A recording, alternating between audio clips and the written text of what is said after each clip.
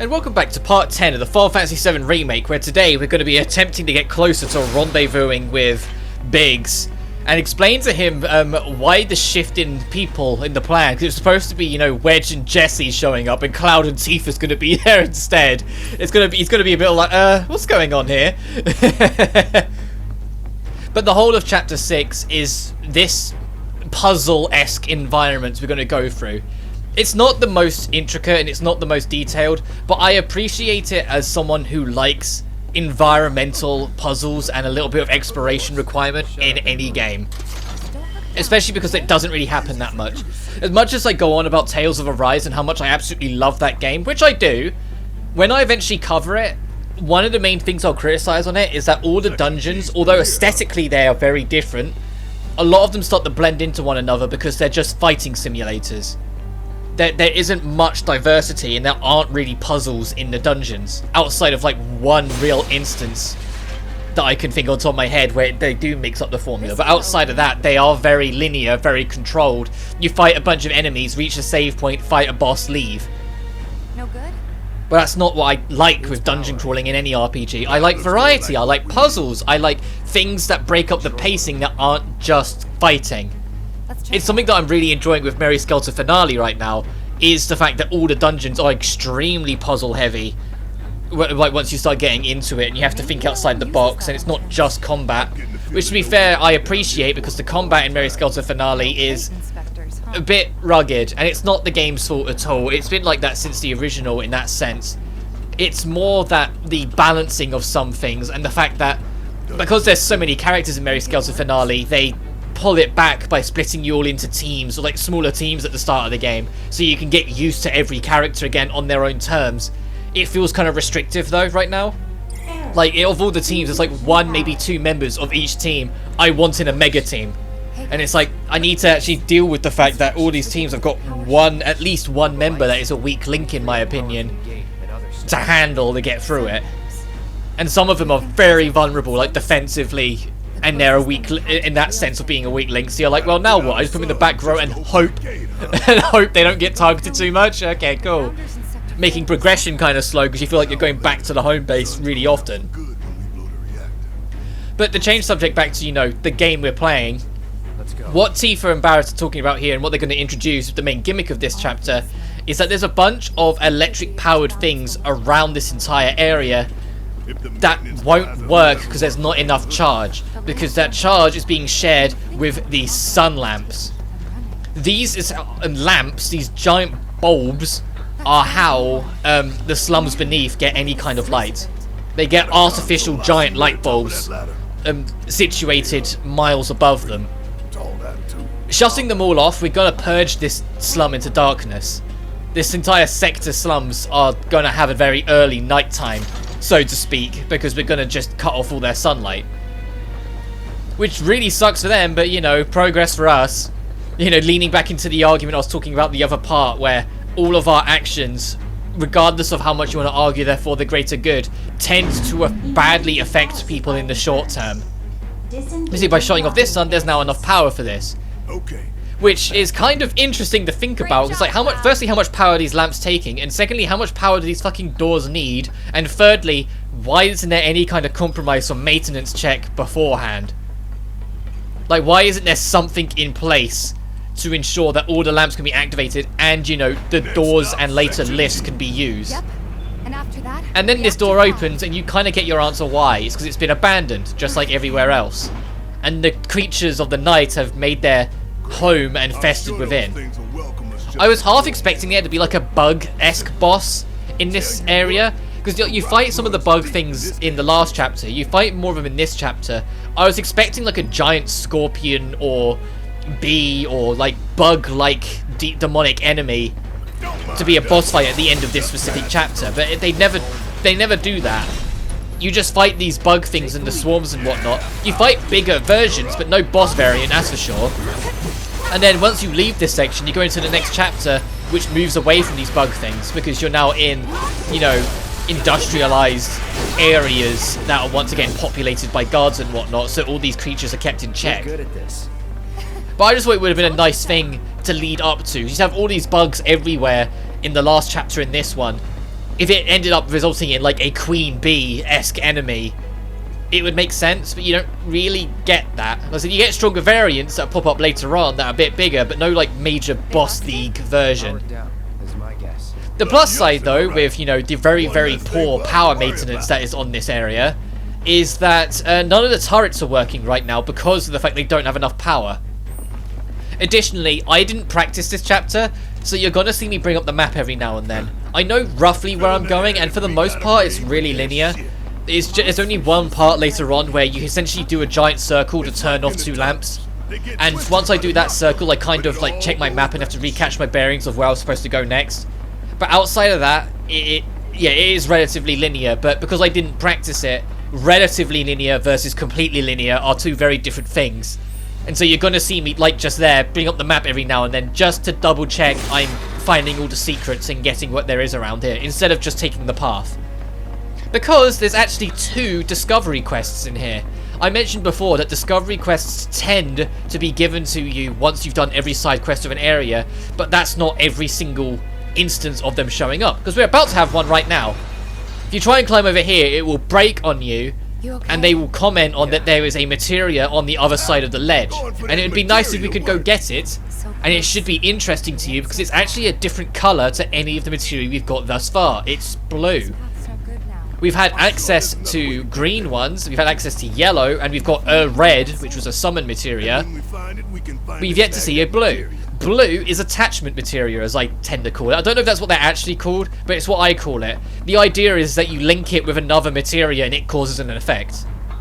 That one is elemental, meaning if you attach it, say like you put it on a weapon and it's got a link materia on it, which link materia is just when you're looking on the materia screen, if there's like a black line between 2 materia slots, it means they can be linked. Not every single item, weapon or equipment in the game has links on it, so you just have to be wary of that and pay attention.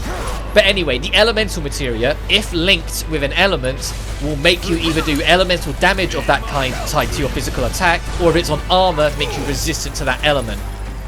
I mentioned in the previous video that an easier way to handle the boss in hard mode that is in that video, because of how many electric attacks it has, is to put on elemental thunder onto your armor, so then you are resistant to electric damage. The more you level up elemental, the greater the percentage of the effect is, in both damage dealing and resistance. So maxing it out is in your best interest. And elemental, just to jump the gun, get as many as you can. If you try and get as many as you can and level them up, because if you can have the whole party have an elemental resistance and an elemental strength, you're living the high life. You're going to be wrecking things because you're going to be doing fire damage to like squirmy bugs that are weak to it. You're going to be thunderbolting your enemies that are made of machine. When like an icy dragon starts breathing at you, you're not going to take as much damage as you could. Like that general rule of thumb, like you start building elemental builds essentially out of your weaponry and armor through the element materia, meaning that materia over there is extremely important to us, and it's going to be making a beeline to try and get it as soon as we can. But that's not the only discovery quest. There is another one we'll be seeing in a little while, but we need to get caught up on what our general plan of getting through here is. We're still in G, right?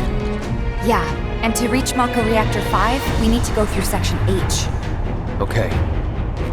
Unfortunately, I didn't spot a connecting catwalk to Section H. Did you? Well, we could always do another lap. Go for 10, why don't you? The only other route that I can think of would be...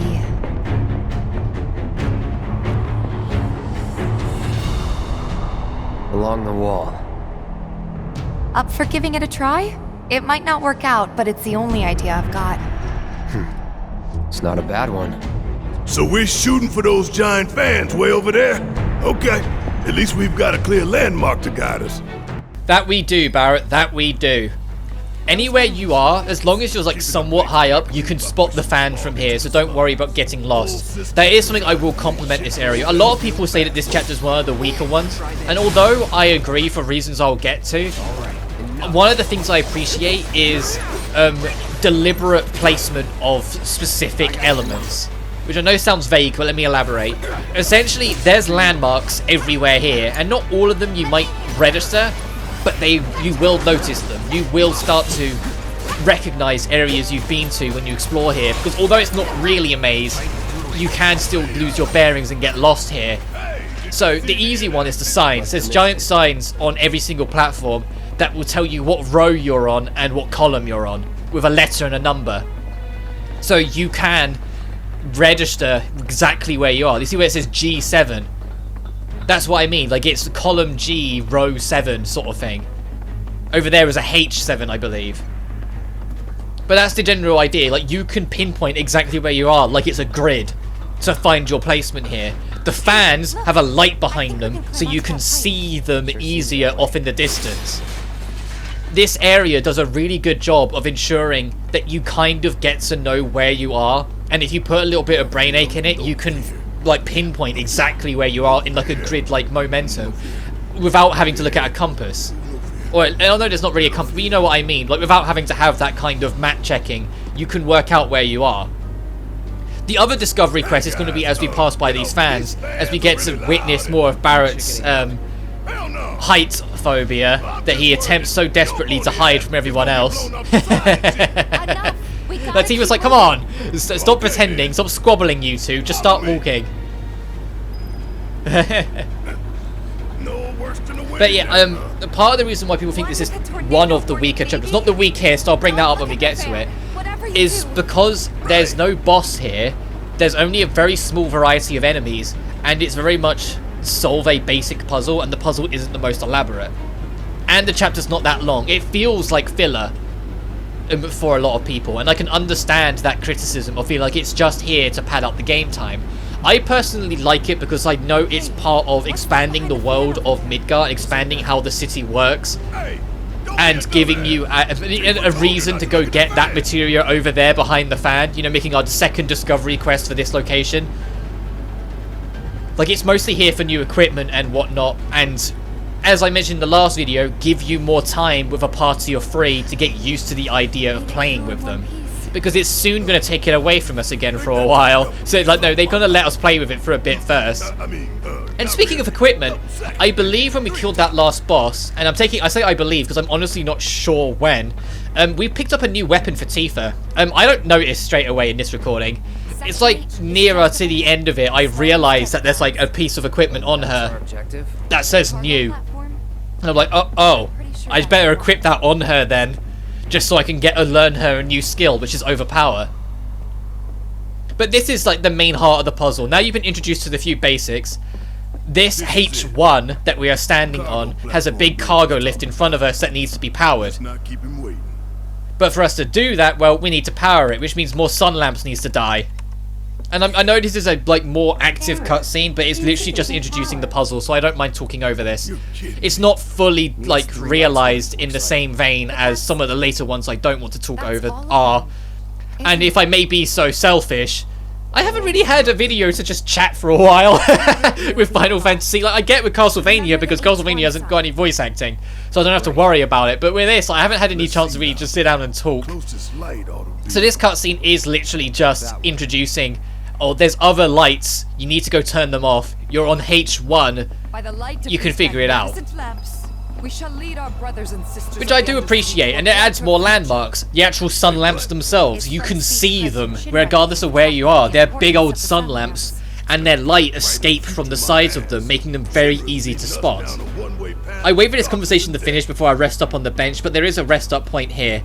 There's actually another one pretty close by to it, but you can't reach it right this second, that has a new track in it for you to buy from the shop, which is like an electric the Chocobo.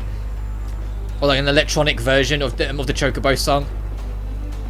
Because I never remember all the actual names of the Chocobo themes in the series. Because all of them is blah blah blah the Chocobo. And it's like Electronica the Chocobo, I think this one is. But there's like Tech the Chocobo, Rock the Chocobo, Metallic the Chocobo. Like there's a whole bunch of them and I never know which one's which or what they're called. The only ones that ever stick out in my mind are Final Fantasy 4's, because it was the first Final Fantasy I ever played, so it just, that version of the track sticks with me. 6's, because if I'm honest, especially in the second half of the game, I spent a lot of time on a Chocobo, just getting around, because there's so many things to do in the later half of that game. I'd say 7, but despite how many memories and how many like hundreds of hours I put into 7, not really. Like, I don't really like recall 7's Chocobo theme that much because I never really bother with the Chocobo racing. I just wait until I kill the what's the one under the water? Is it Emerald Weapon? I think it's Emerald Weapon is the one under the water where you kill that and you get a free gold Chocobo. Either that or it's the Ruby Weapon that you fight in the desert that gives you the gold Chocobo. One of them does. I tend to kill both of them. Go get the gold Chocobo. Go get Knights of the Round, which is the only reason why you get the gold Chocobo. And then just destroy Sephiroth with it. The only reason I didn't in that video way back when is because it had been a while and I didn't want to strip the glory, so to speak, from the great fight that is the final boss of 7, the original 7. And to be honest, I really hope they bring Knights of the Round back in their full glory in one of the later parts. I imagine it'll be the very last part because it's so ridiculously overpowered and infamous for being, you know, the very last summon that I think if they were just introduced on an earlier part, it would steal a lot of the magic of what made them badass. In the same vein that the later variants of Bahamut, I don't really want to see show up until much later parts. Like, the summons that they picked for this, I'm more than happy with. Because it's all like the early summons, so to speak. And yes, you're still getting them earlier than you did in the original.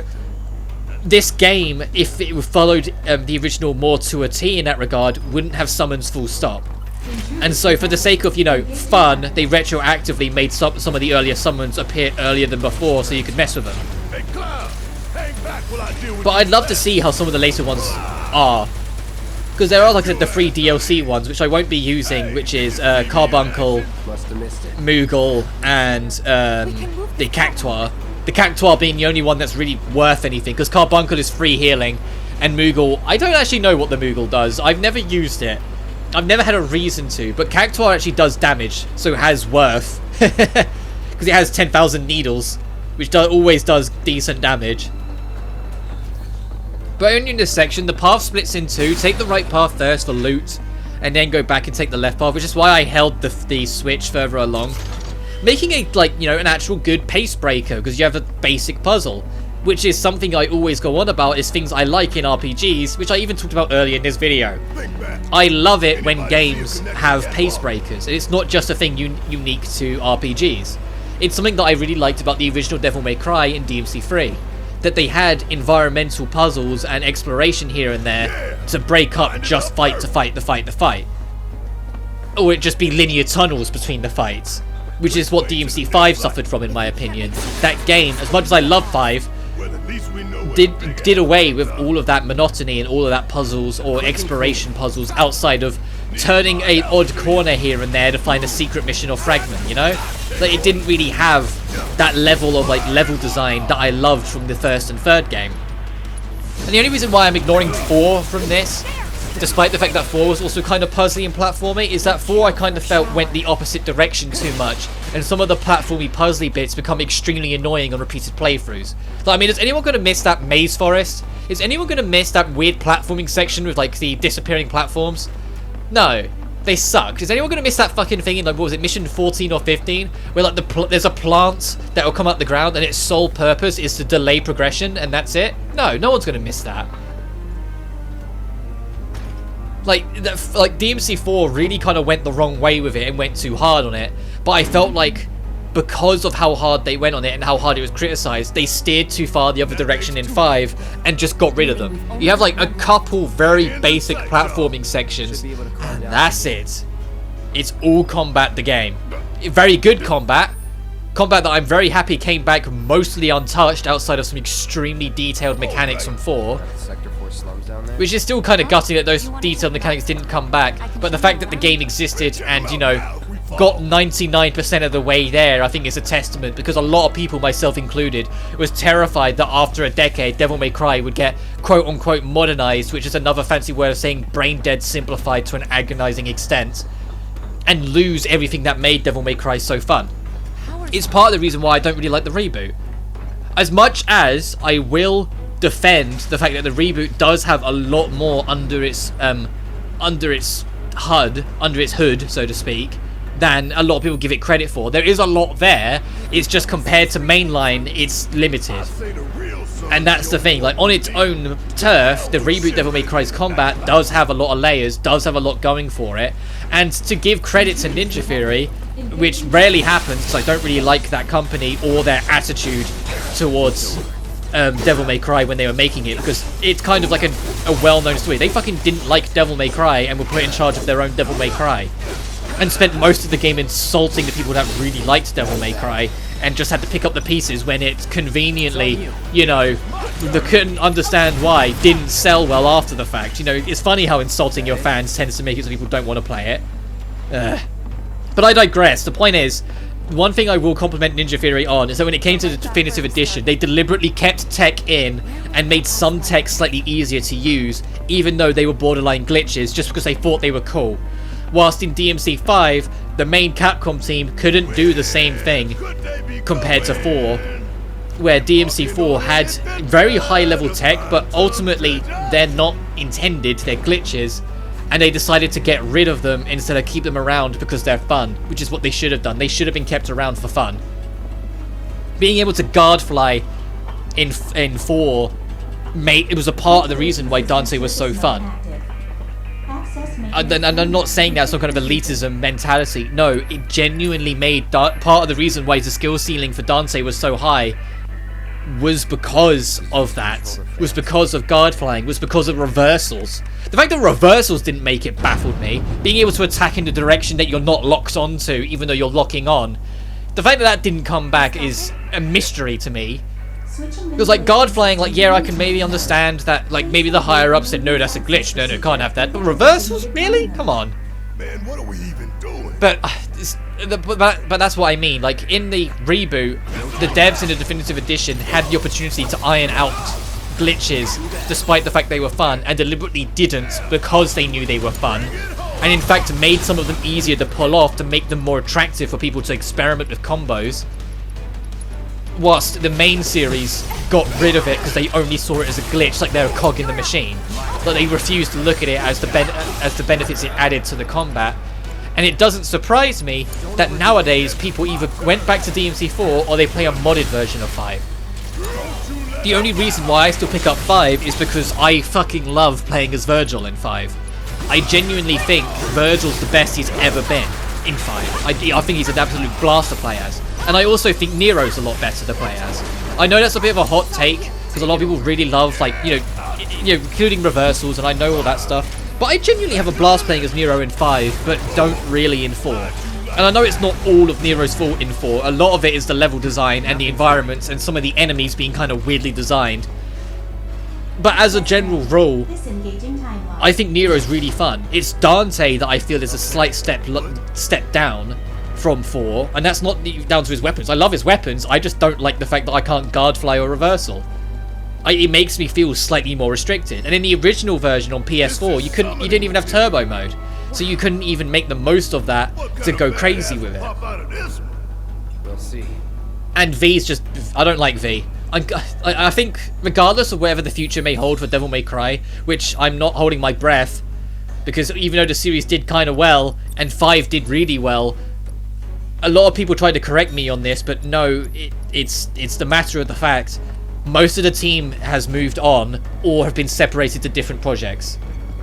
The actual core Devil May Cry team that you know that made 5 was already kind of a miracle product anyway, because a lot of them had moved on to different companies outright, and they had to kind of reach an agreement. It's why the credits so many companies at the end, because they have to credit the companies a lot of them came from. It wasn't that they directly just nabbed them from another studio, because the industry doesn't work like that, but it was a matter of they really had to join forces to allow it to even happen. And now one of the lead combat designers, almost as soon as it came out, was brought by Square Enix and is now working on Final Fantasy 16. A lot of the team, as I said before, are working on Dragon's Dogma, and before Virgil was shown to have, you know, his other weapons back and really shown in any glory, I spoke in great concern because I knew that what was left of the Devil May Cry team wasn't much. Like, there was enough, but a lot of, like, the old blood, so to speak, were more overwatching than being involved because they were busy with other things. Well, So I'm glad that things that made it into it made it in as it did. But even with my compliments to how much I enjoy Virgil, even 5 Special Edition suffered. 5 Special Edition adds less content than any other Special Edition in the series. It adds Virgil, Turbo Mode, LDK, goodbye. That was it. 4 added 2 more characters, like additionally on top of that. 3 added, you know, unique bosses. You taking a detour? Like, you see what I'm like? There's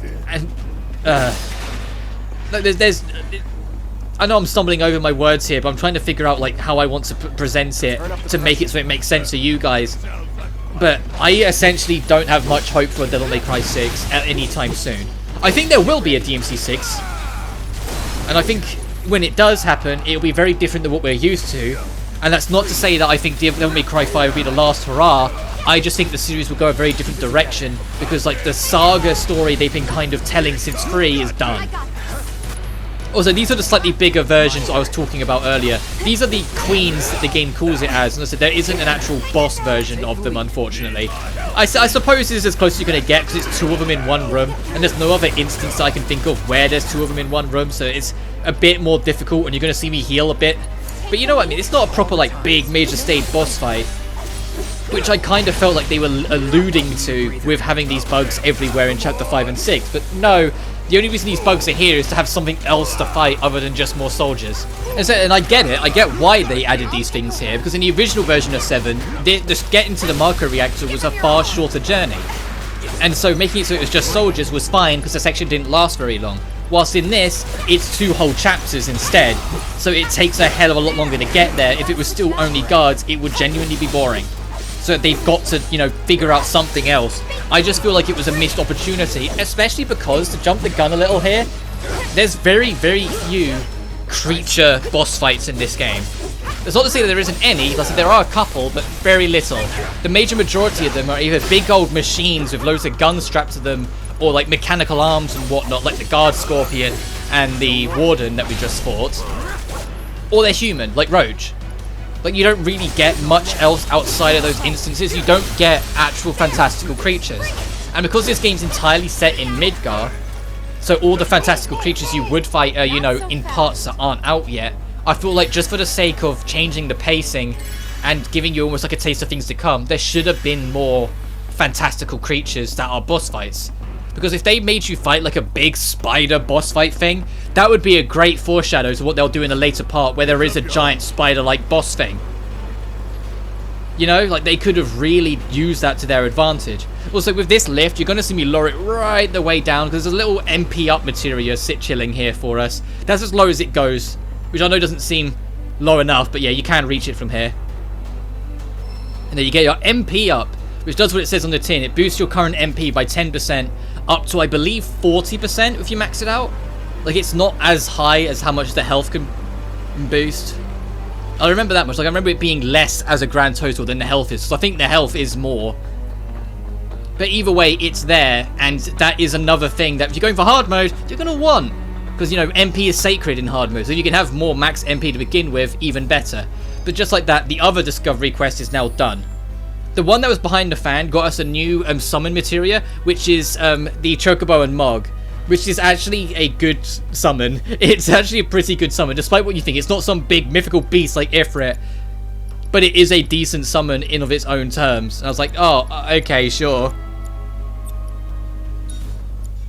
And I'm sorry if, like, I know it's disgusting, and I hope you guys don't hear it. Just pick up the mic. If you're hearing me, like, swallow a lot, I've got an extremely dry throat. Like, I'm trying to fight off a sore throat that's just kind of come over me over the course of the week, which is probably why I'm slightly more monotone than I usually am anyway.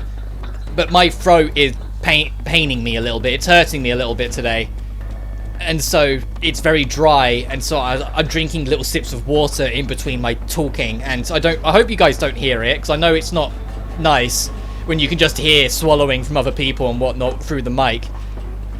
And if you can, I'm sorry. But my throat's got to survive somehow, you know? Because this is always recorded on the previous slot. So this is recorded on Friday, like the Friday just gone. And so it's the end of the week. I've done all the rest. I've done my upload video. I had to do I know it was a mini update, but I did my update video during that as well. doing the Ario Sorrow, which will wrap up soon. I'm still debating with myself whether to do an upload over the weekend, but I need to edit it first, just because there's only one video left, and if you've been on this channel for a while, you know I don't like to leave you waiting over the weekend for like 1 or 2 more videos. I'd rather just go on into the weekend and have it done. The only reason why it might be different and I might just wait till Tuesday is just because of the VII Remake on at the same time. Because usually the reason why I do that is because once it's done, I can relax on the other side and have a break, so the extra work doesn't detriment me. But if I did the extra work while still worrying about the VII Remake, it might become more tiring doing the VII Remake, and I don't want it to become that. Additionally, once Castlevania finishes, it will go to full week uploads. Well, at least assuming I keep up with footage and recording and editing and everything. You know, 5 videos a week of the VII Remake, but it probably won't be for the whole project. There's a couple other smaller games I want to cover, so I will probably start slotting them in and just do an update saying, oh, starting next week, we're going to go back to Monday, Wednesday, Friday for Final Fantasy, because there's something else I want to cover on Tuesday, Thursday. There's a couple games that I was going to cover, but they've been benched for the foreseeable future. The big one is Sonic Colors. Sonic Colors Ultimate, although what the internet would have you believe is not what it is, like, Sonic Colors Ultimate is nowhere near as glitchy or as buggy or as broken as it was made out to be by the press. It's still not good in a lot of ways. And I know that they've mentioned on their Twitter that they're doing like a major overhaul patch for their Switch version. It's already got one for the record, but it's getting another one. Also, here's me noticing that there's another weapon for Tifa, and I just got it at some point and didn't realize. Like, I'm aware they're working on a major patch for it, and once that major patch is out, if it's just for the Switch version, then I get it, but if it's for the other platforms as well, it'd be nice. Then after that, I'll give it a go again, and then maybe decide whether I'm going to do a Let's Play of it. But as it stands, I didn't really enjoy it. And if you've been with this channel for a while, that's kind of like a golden rule for me. No matter how much significance or how worthy it is, if I can help it, I do not want to cover a game I don't like, because otherwise what's the point of me doing it? The whole point of this channel and why I do these games is because I want to showcase what I love. It's part of the reason why I don't like my Devil May Cry 2 Let's Play. I only did it so I could show the difference between 2 and 3 when I eventually covered 3. But I didn't enjoy 2, and it felt like it went against why I did do YouTube in the first place. And so as it stands, as much as I enjoy Sonic Colors, I do not enjoy Sonic Colors Ultimate. And so I don't want to cover Sonic Colors Ultimate. If there's a way for them to fix it and make it so it's as stable and as consistent and as higher quality as the original version on the Wii a decade ago, then yeah, sure, I'll cover it. But as it stands, hell no. Right now, it's not a wreck, it's not like an absolute catastrophe, but it's got way too many little problems that drag down the whole experience, and I don't want to do a Let's Play and either spend the whole thing complaining about all the things Sonic Colors Ultimate got wrong, or pretend to like it just because I'm like letting my blissful memories of the original version I'd rather be playing override what I'm actually playing. Like, because that was another Let's Play I didn't like, was my original Sonic 1 and 2. And for the record, when the Origins collection comes out, I'm going to redo Sonic 1 and 2 because of how much I didn't like my original Sonic 1 and 2 Let's Play. I'll leave them up there. There's a lot of, like, mental debating that I do in my off time of, like, some of my older videos that I kind of want to get rid of. Because, like, there's a couple where, especially when I first started, where my mental headspace wasn't brilliant. You know, I've talked about it at length, and I've talked about it a lot, that my headspace was not great because of college when I was, like, I started YouTube whilst I was still in college, and that was bad. But, and I know this video is going to end, but I've got a point I want to make, so you're going to have a black screen for a while or something, because I need to talk. But anyway, the 2 Let's Plays that I did many moons ago that I've been debating deleting because of how poor my mental health was at the time when I did them. Well, one of them was mental health, the other was just anger, is GTA 3 and Sonic 1. GTA 3, because I was morbidly depressed and suffering with various things that I don't really want to get into again, because I feel like I've talked about it so much, that just when I watch it back, I genuinely hate it. Like when like some of the old Let's Plays, not all of them are great. I know none of them are great. This is me in learning. But GTA 3 actively makes me uncomfortable to watch back on because I know what headset I was in. So I'm debating wiping that, but we'll see. Especially with this remastered coming out, I might redo it and say, hey, it's a reversion of that, but we'll see. We'll see. We'll work that out. And the other is Sonic 1, because I was extremely angry, and a lot of the things I said and a lot of the feelings I had don't represent who I am nowadays. And that's not me trying to avoid, oh, cancel culture or anything like that shit. No, it's... if you've been on this channel for a while, you know I'm very blunt when it comes to things like that and how I speak and how I am. I just mean who I was and how angry I was at that point doesn't reflect me, and I don't like that that's still there for people to see it as a reflection of me, if that makes sense. Like, for people to check it and go, oh no, this dude's really angry. No, I don't want to be that. I'm the chill dude that loves video games, and that's how I want to be, you know? But I've rambled enough, and the video ended like a minute ago, so I'm going to leave it here. Next time on the Final Fantasy VII Remake, we're going to finally catch up with Biggs and execute the stage of our plan of actually trying to blow up another Marco reactor. But until then, you guys take care now. Peace.